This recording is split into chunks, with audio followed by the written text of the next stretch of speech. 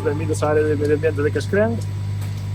Aquí estamos. Para o reto que vos propoñemos desde Cascrén sería como optimizar o tratamento de digestato procedente dos digestores que vedes ás miñas costas, mellorando tanto económicamente o seu tratamento como, no caso de ser posible, revalorizado.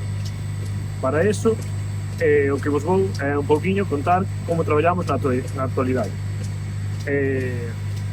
O día retiramos de ambos digestores que tedes as miñas costas sobre uns 30.000 litros de digestato aproximadamente, os cales se transfiren a un depósito decantador no que suele estar de media sobre 6-8 horas e en línea, todo en línea, vámoslo traspasando a través desta bomba de mono de tornillo a un deshidratador.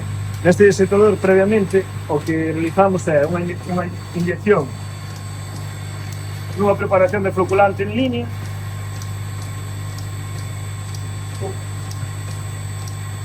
o cal é necesario para poder conseguir unha separación entre a auga e o digestato en sí. A auga saliría deste tornillo deshidratador, dirección aos biolóxicos, e o digestato nos quedaría pois neste contenedor que o enviamos ao xestor de residuos. Aquí normalmente solemos conseguir sobre un 18% de sequedad. Ben, este proceso que vos acabo de comentar supón un 40% dos nosos costes de depuración. Entón, o ideal sería reducir ao máximo por cento estes costes e se podemos revalorizar o digestato que vedes a continuación e, pois, tratalo como un abono, un combustible fósil, etc., pois sería ideal.